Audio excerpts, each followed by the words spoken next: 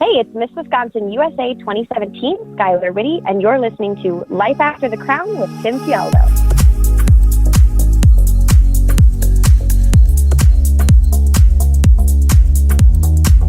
Hey everybody, welcome to the Life After the Crown podcast, where each episode I bring you useful interviews with former pageant contestants, title holders, and women of influence who are now succeeding across many different industries in the real world. My name is Tim Tialdo, lifestyle entrepreneur, pageant host, author, and quite honestly, somebody who just wants to help you become a better person overall. Now, if pageant life is over for you, or it soon could be, and you're wondering, well, what do I do now? Or what's next? This podcast is designed to help make the transition to real life and the school of hard knocks a little bit easier for you to handle. So if this is your first time listening, thanks for tuning in. We're glad you're with us today. Let's get started. Today's guest was Miss Wisconsin USA 2017. She's also a versatile blogger and social media pro, as her website reached over 50,000 people in 87 different countries last year. When not writing, brand building, and Instagramming, she can be found on different stages and runways as a model, public speaker, host, and actress. She has been published in magazines, catalogs, and numerous websites, including 17.com. She is presently working for world-renowned designer MacDougall as one of the company's traveling runway models. As a brand ambassador, promotional model, and event host, she is also known for her big smile, bubbly personality, and ability to connect with clients on all levels. The ever-lovable Skylar Witte, welcome to the podcast. Hi, Tim. Thanks for having me. Yeah, it's my pleasure. Well, hey, I know I met you through the gang over at Future Productions, who run Wisconsin as one of their 7 states in the Miss USA system. Now, I've seen lately, I've been watching Instagram, you do quite a bit of work for them.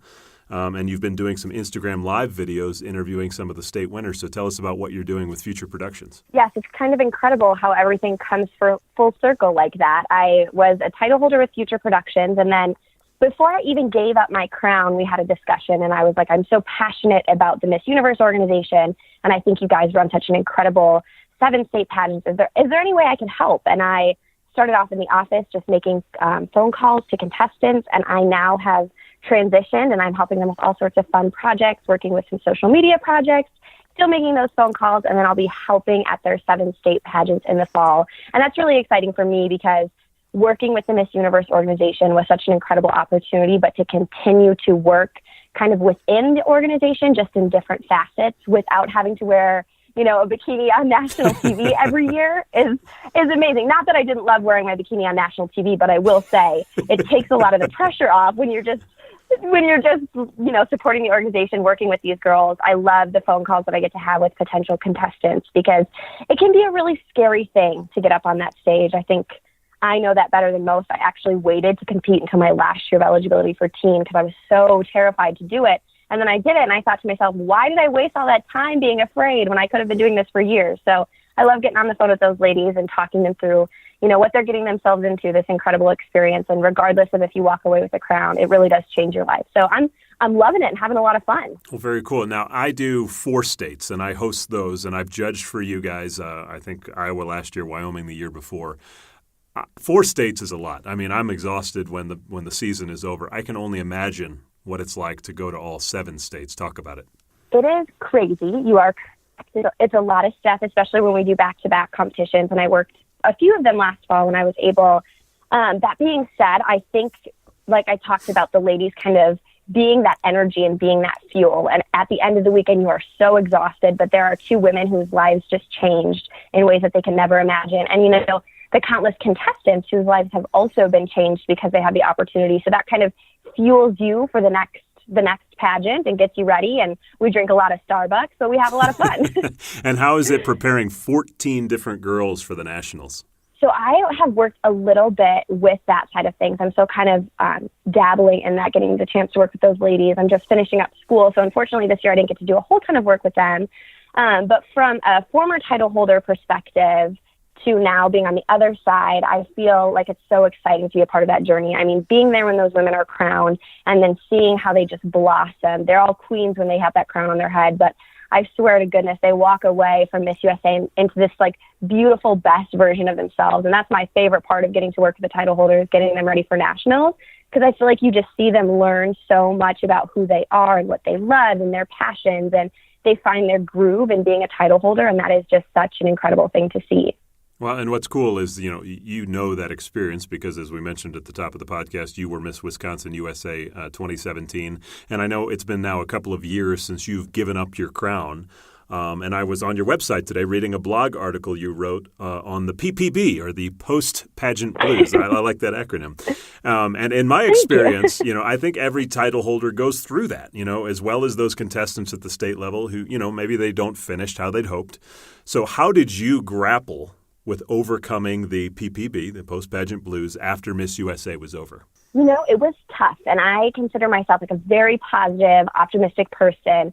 And that post-Miss USA was such a weird place to be, not because I wasn't crowned Miss USA. That was, obviously a goal, but my goal at the Miss USA competition was to just have the time of my life. It is such a once-in-a-lifetime opportunity.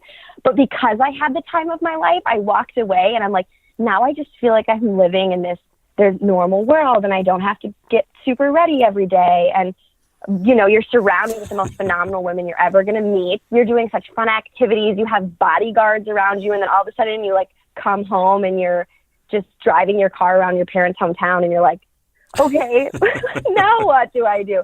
So it was a really weird transition. I think it's funny because we have a Miss USA Facebook group for my class, and we all talked about it, but nobody was publicly sharing about it. So that's why I went to my blog, because I'm like, I think any girl who competes in a pageant can relate to that what now feeling, but also there's just other emotions. I mean, you're in the best shape of your life. You're competing in a bikini on national television. Of course, you're going to be, working out twice a day, feeling really good. You're in this super healthy groove, and then you get home and you're like, oh, I need a break. And then all of a sudden that break turns into 3 months. You're like, oh my gosh, what happened? So I think any girl who's competed at that level can feel that. So I just thought it was important to write about it. It took me until after I gave up my title, to be honest. I mean, I think it was a transition, the whole process, getting from Miss USA to now finding my groove in a life without a crown has been something that's unique. But yeah, I think it took me some time, but a lot of it was just reminding myself that this was such an incredible opportunity to remember the things that could come out of this opportunity if I keep working hard and keep, pushing. Because I think Miss USA gives you this whole potential that you're like, I can do anything. So always keeping that fuel as I'm moving forward in school and career life, and just remembering I can do anything. I was up on that stage. I have the most amazing role models from all around the country. So I've gotten there, a transition, but it did take a while. Well, I've talked to probably, I think about a dozen of you guests who were title holders that, didn't win Miss USA, but went. And, when you leave, it's that you didn't know it was coming, but it hit you. For you, when was that moment that it hit you? Was it on the plane ride home? Was it when you got in your car and drove around your neighborhood? What was it? It was immediately following the pageant. So I can vividly remember the moments after Kyra was crowned Miss USA. First of all, I just was sobbing because I was so excited. The show got over and we're all on stage hugging her, and I am just sobbing like a crazy person because I had this overwhelming flow of emotions. And I'm like, I just did that. I know Miss USA, right? I grew up as a little girl, and this is someone I've admired my entire life. And that person is literally my friend. I have her cell phone number. That's insane. So that was the moment I think that it hit me that had just happened. And then as you leave, it's so strange because through the whole week you have chaperones and you have security and you have this awesome team around you, and the pageant gets over and then you just leave. There is nothing else. So that was the exact moment that I'm like, okay, this is over. All right, we're leaving. And I saw my parents and was so excited, but it was this really weird feeling of, when am I ever going to see my Miss USA sisters again? Will I ever see my chaperone again? Are you sure I can't go on stage just one more time? So I think that was the exact physical moment, was getting on the elevator after I packed up my stuff from the dressing room, which was such a quick transition, but it really was. It just hits you all of a sudden and you're like, oh my gosh, oh no. Well, I had one girl describe it like this, and tell me if this is what it feels like. It feels like I became a celebrity and then it was taken away from me in one moment. Oh my goodness, yes. That is exactly what it feels like. It is. It's a crazy thing. And yeah, you feel like a celebrity. It's a crazy, awesome, exciting time to be at Miss USA, and you have all these people. And I mean, even in the casinos, and I always laugh with people, I'm like, I thought it was so cool that people cared that we were there because, I mean, J-Lo performs every night in Vegas, but they were still excited that I was there. So then I felt like I was equally as cool as J-Lo. And then you leave. Yeah, and then you leave and you're not wearing your banner anymore. And then in my head, I'm like, well, nobody cares that I'm here anymore. I'm like, of course, when you're walking through a casino with 50 of the most beautiful women in the country, people are going to stop and stare. And then when you're just like walking with a ton of suitcases, people are generally just going about their lives. So yes, I would say that is an exact accurate feeling of being a celebrity and then all of a sudden not anymore. So outside of that aspect of holding a state title and going to the national show, what are the other things that you experienced that you didn't see coming when you won the state title that you can now look back on and say to those who, are pursuing the title, these are some things that you should definitely do while you have the crown because you'll never have the opportunity again? And I think what you just said is exactly what I took with my year. Is this was 1 year of my life that I had this chance and I was never going to get to do it again. So my biggest thing was to try to impact as many people as I could. And I think the biggest surprise that came back to me was how, with the vast amount of appearances I did and with these people who I was talking to, they had such a big impact on me and how I performed at the national competition. Because you got into the community, you're like, I'm a title holder. I'm going to talk. I focused on middle school students and I talked to 8,500 across the state of Wisconsin. But every time I visited a middle school, I learned something from those students that then carried me through the rest of my year and through Miss USA. So I think that was like the biggest surprise that I would tell title holders is go out there in your communities because you're going to be impacting people, but you're also going to become so much better of a version than you ever thought you could be, so much better of a version of yourself. And yeah, I think that was the biggest, not surprise, but the most important part of my year was the impact that other people in my community had on myself. So I did 90 appearances as Miss Wisconsin USA, and I truly can say I transformed into a brand new, shinier, more compassionate, better at time management version of myself. And it was the most amazing year. I was the youngest contestant in my Miss USA class, so I was 19 when Miss USA happened, and I was a little nervous. And I feel like a lot of people told me this, right? Like there's this myth that it's a disadvantage to be young when you compete.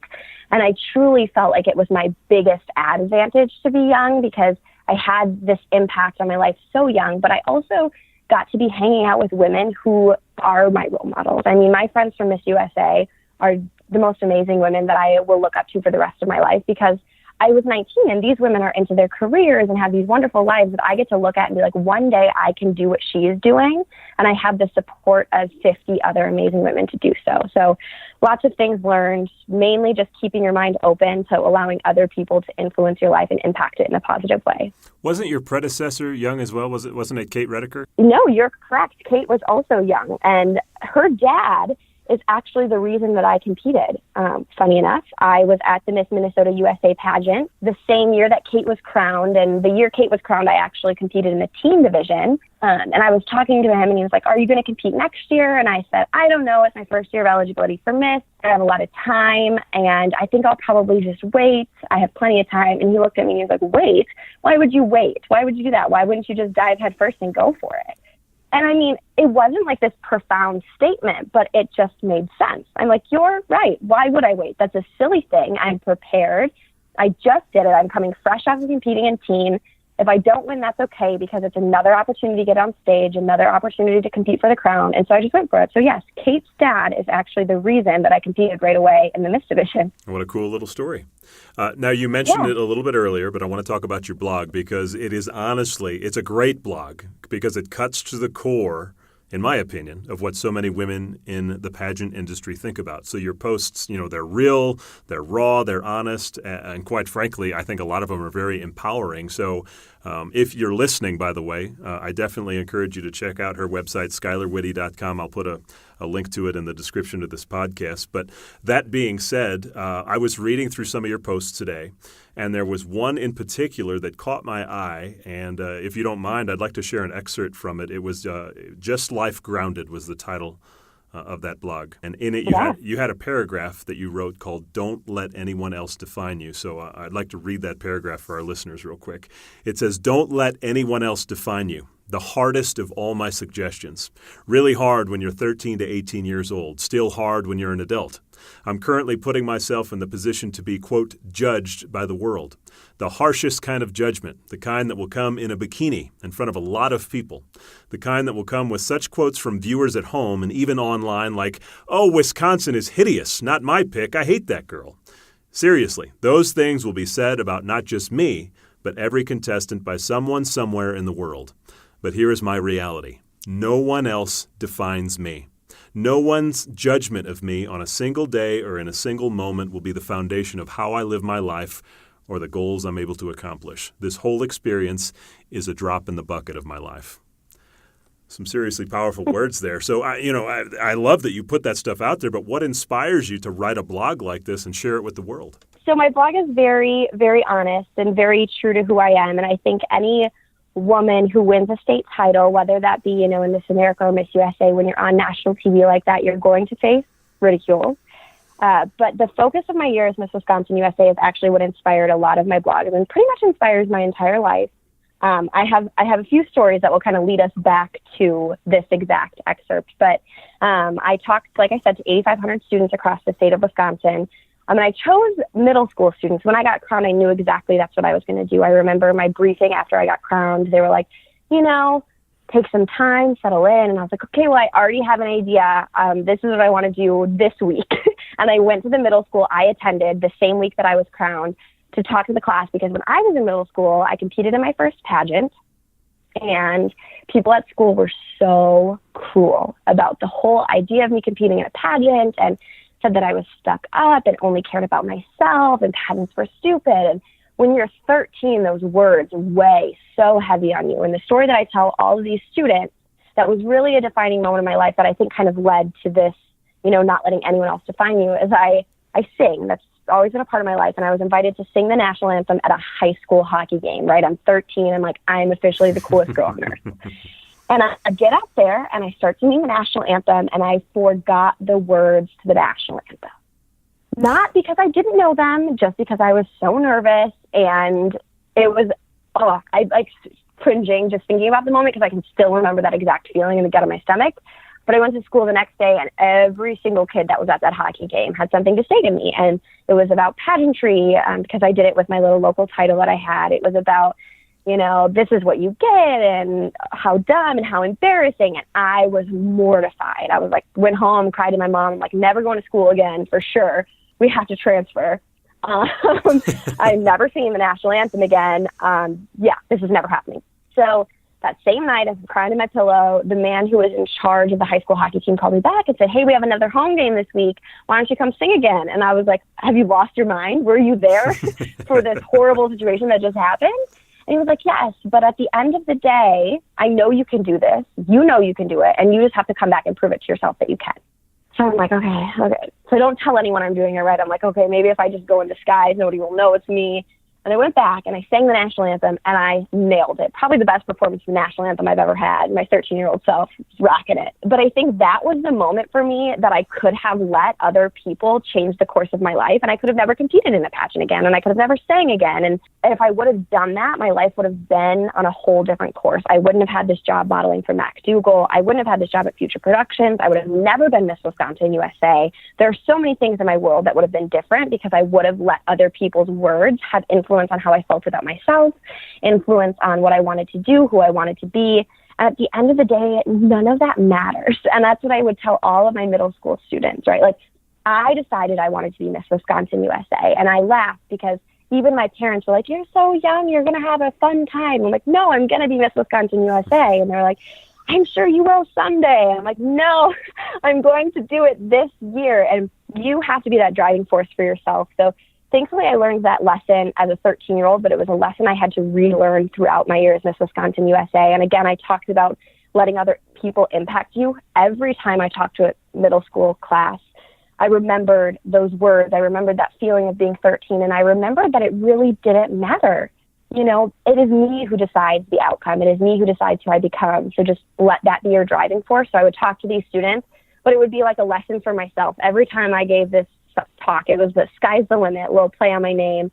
But we would talk about how your dreams are always within your reach. You're the one that creates that reach, nobody else. So that's what drove that. As Miss Wisconsin USA, it was something, again, you face it almost every day. And now with the internet out there, people can just say whatever they want, whenever they want, and they forget that there's an actual human being that they're talking about. So you have to be strong. And I hope that, when people read my blog, when I talk to students, they can feel that and they can understand that they are the driving force in their own life and nobody else can be. And if you're going to ever let someone be the driving force in your life, let those negative comments be a positive driving force for you. When people tell you can't do something, let that be the thing that pushes you harder to do whatever it is that you want to do. So I guess that's where that comes from. As for my honesty, that's just who I am.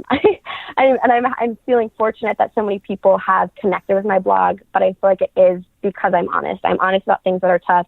I'm honest about the fact that people say mean things about me on the internet and that I see these mean things, but I'm also honest about the fact that I don't let it change my view of myself. Well, I love your story and the fact, there's deeper meaning to that story, but the fact that, when you were given a second chance to overcome your fear, you took it. And I can tell you there's so many people out there that wouldn't have taken that. And, it's become a foundation for your entire life story. So super cool. Yeah, it's kind of crazy how 13-year-old moments can truly shape the rest of your life. And I really do think that has been one of the biggest, had the largest impact on me, was that moment of taking that second chance. And there are still things that I'm terrified of doing, but I always do them because why not? Why not take the chance? So I always tell people the worst thing that can happen is someone says no. The worst thing that can happen is it doesn't work out, but you're going to be a better person because you tried. It sounds like the blog a little bit is kind of an outlet for your emotions in some cases, but did you think when you started it that 50,000 people would be reading your posts in a year? Oh my goodness, no, not at all. When I started it, and truthfully, it has been kind of like a journal for me. So it's funny that you said that emotion side of things, because it really is. And it blows my mind every time I post a blog and there are people from countries all over the world that are reading it, because when I started my blog, it was because I had just started off in my modeling career and I was getting a lot of messages about, how did you do it? Who should I trust? How can I get involved? So I was like, I'll just, create a resource for models in my area who are trying to start out. But I just wrote it exactly how I talk, and I wrote it from real life experience, and people started reading it. And I was like, oh my goodness, okay, this is amazing. And then I kept writing, and the blog that I feel like really started the pageant side of things was I wrote a blog after I placed first runner up in the teen division about competition. And I didn't mean for it to be the start of something crazy and for so many people to read it, but it was just about how at the end of the day, when you're competing in a pageant, when you're looking for a modeling job, there is one woman who is meant for that job. In that moment, everybody has a time. So you can't look at competition as I need to beat somebody else. You need to look at it as like, I need to be the best version of myself that I can be today. And if that's not what they're looking for, that's okay, because I am authentic and I'm the best version of me. And that blog went crazy. I remember the day that I posted it, I looked at the analytics at the end of the day and I was like, what is happening? I thought that my computer had a virus or something. Because I couldn't believe it. I'm like, this is insane. I was so flattered and honored. And from there, I realized that honesty and being raw about those things that a lot of girls, especially in the pageant and modeling industry, experience can mean a lot to women, just to know that they're not alone in the feelings that they're having. Well, it's funny that you bring up that particular blog, because I actually was looking at that and I took some notes from it. I wanted to read a little excerpt because I think it totally speaks to every pageant girl out there, if you don't mind if I read it. Go for it. A long time ago, when I was much younger and devastated over not placing in a pageant, someone told me, different judges, different day, different outcome. It's probably one of the most real things I've ever heard. Judges have a job to find the best representative they can. They are given a loose outline of criteria. Can she talk? Can she walk? Is she a representative of today's modern woman? So on and so forth. But in reality, everyone's ideal is going to be different. So my approach to life is to continuously better myself and worry only about the things that I can control. I work on my physical, mental, and emotional well-being. I am not afraid to help others better themselves. I think that definitely connects. For sure. And again, it connects in all aspects of pageantry. It doesn't have to be Miss USA, but competing at the state level, you're working to be your best self. But that doesn't mean you can't build up the women around you. Because I think a true queen, regardless of whether she walks away with the crown, is someone who has that ability, has the ability to have strength in herself, but also do everything she can to be uplifting to those around her, especially women. I mean, we live in a world where women have to have each other's backs, right? Like, there is no reason, even in the competition aspect, that we have to be tearing each other down. And I think, again, something that I learned from middle and high school is you face a lot of those girls that tear each other down. And what are they gaining from that? How are they gaining anything from that? Well, speaking of lifting others up, you were a member of one of the best dance teams in Wisconsin. I was reading about that. And I know you worked really hard to earn that spot, but along the way of competing with that team, you developed something that you like to term as, quote, dancer thighs. Now, yes. we, of course, are in the midst of the whole, body image movement in America. The Miss America organization announces that they're removing bikini altogether. Teen USA shifts to active wear. So my question is this. Does the struggle with your body image ever make you want to give up competing in pageants, or does it make you want to overcome your fears and insecurities of how you believe you look and find your confidence physically? Overcome those fears 100%. And I think that is the most difficult thing to do. I think as women, we are a lot harder on ourselves, especially when it comes to physical appearance. And I can speak firsthand. I touched on it a little bit before, how I waited to compete in the teen division until I was like the oldest you could be. At the time, teen was still doing swimsuit. And that is the reason that I wouldn't do it. As a 14, 15-year-old, 16-year-old girl, I never felt confident enough in my body. I'm like, there's no way, even in a one piece, that I could get up in front of all of those people and stand on a stage. I don't even want to go to the beach in a swimsuit, let alone stand on a stage. Like, that's crazy. And then I did it, and I got to work with a wonderful trainer, and I found ways to be healthy and still be confident. And when I competed at Miss Wisconsin USA, I still had those dancer thighs, but I was proud of them. And I'm like, here they are. They're super muscular and tough. And I worked really hard to have these, and I can probably jump higher than anybody in this room because my legs. So it is, you have to go after those fears. And I'm so happy I did. I'm so happy I found a healthy lifestyle. And I also think that was a part of my post-Pageant Blues, was transitioning into a new version of healthy for myself. And I think I'm just now getting there. It took almost a year. Again, you compete in your best shape of your life at Miss USA.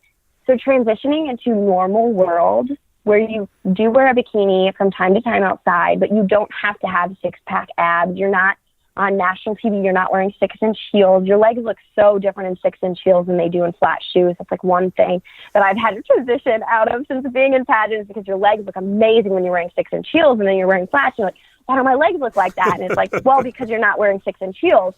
So transitioning into that, and I think that fear is what holds a lot of girls back from competing, but it can be such a strong force in your life to get up on that stage and do it and just own who you are. I've written about this a little bit, but own who you are regardless of what that means. And everyone's vision of beauty is different. And everyone has days when they don't feel confident. Even like at Miss USA, there would be a day when I would wake up and I'd be like, oh my goodness, my makeup looks terrible. I don't look good in this outfit. I feel like I gained 10 pounds since I got to Vegas.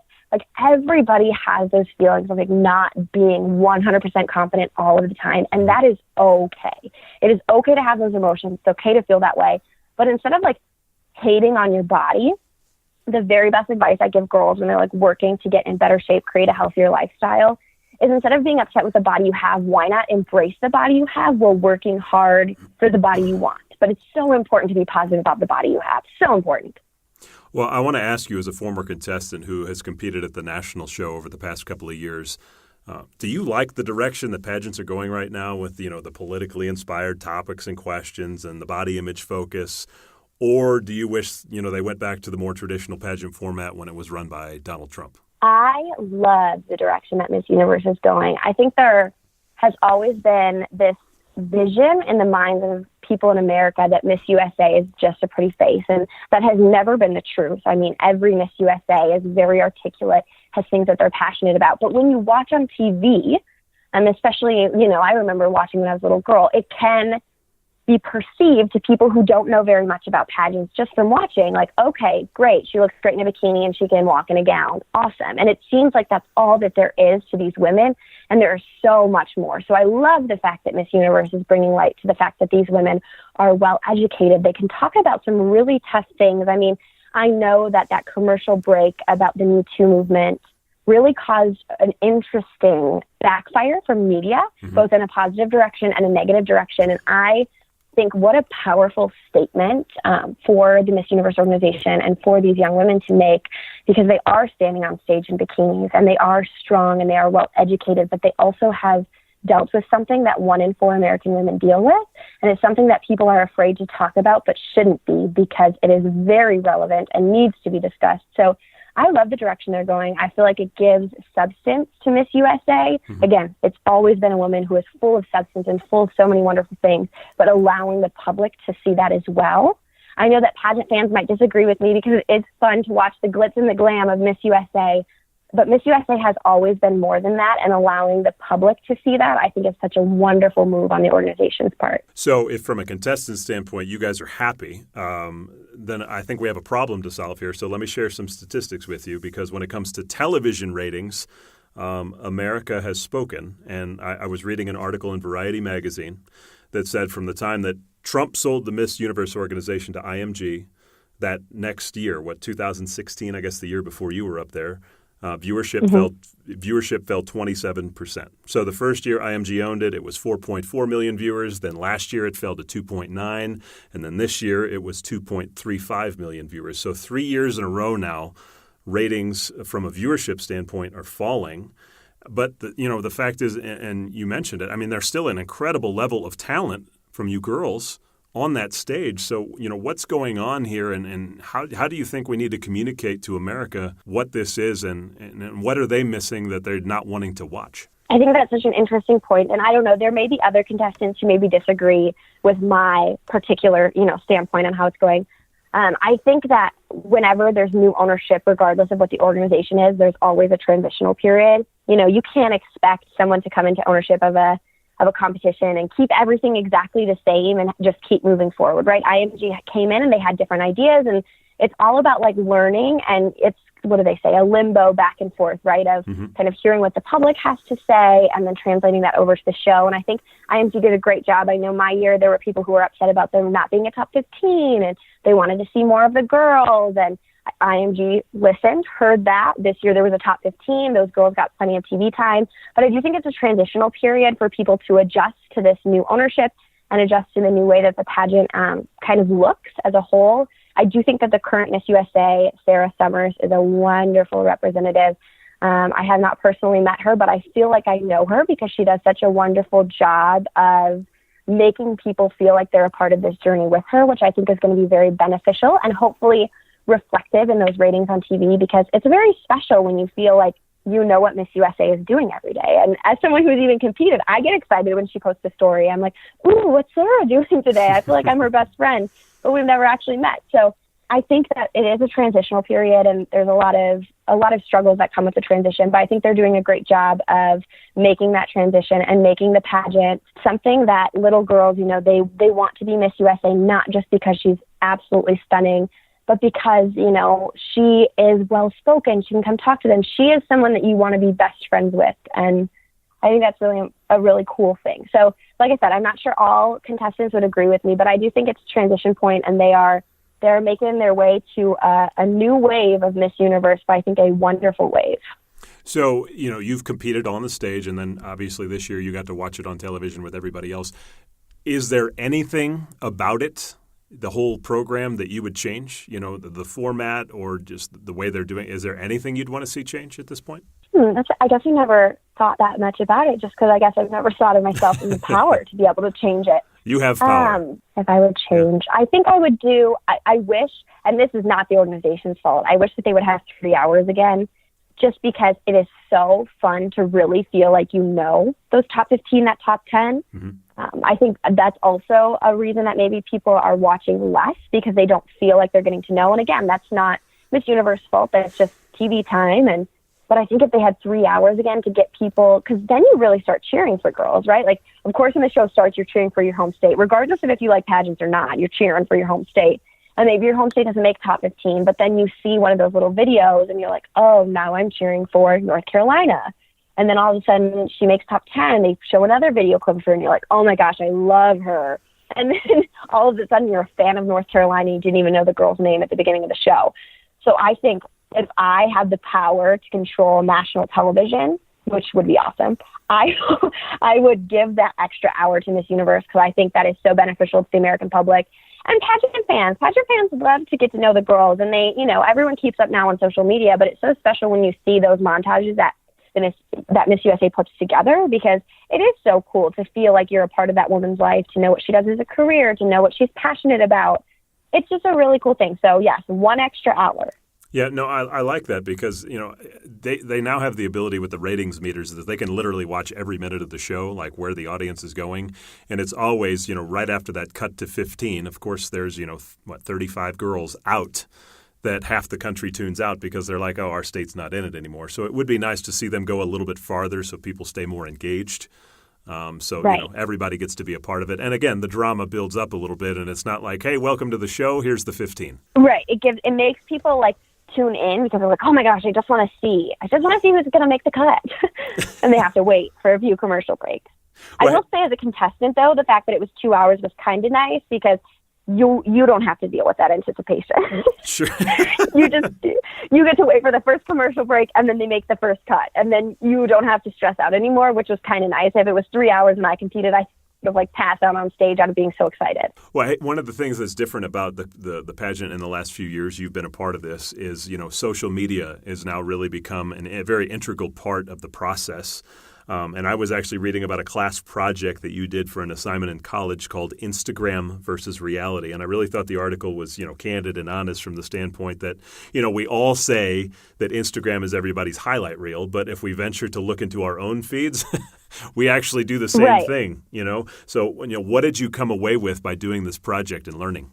It was such an interesting thing, because when I was given the project, I was like, I have no idea what I'm going to do this on. And then I thought to myself, I have a strong Instagram presence, and I am guilty of doing that.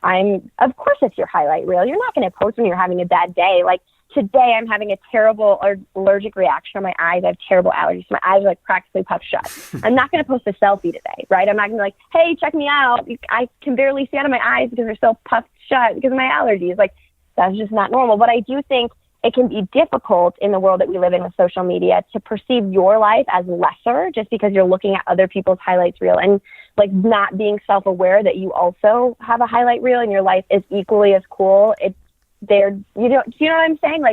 You compare yourself to others and you're like, well, she's traveling all the time, or she's doing all this and she's doing all of that. Well, of course that's what you see, but there are probably a million things under the surface, much like what you portray on social media. So I did this, and it kind of tied into what I did with middle school students as well, was this Instagram versus reality, because everyone has what they post on Instagram, but then what is the reality? So I shared my post, and after Miss USA, I had some new bikinis that I wanted to take photos in.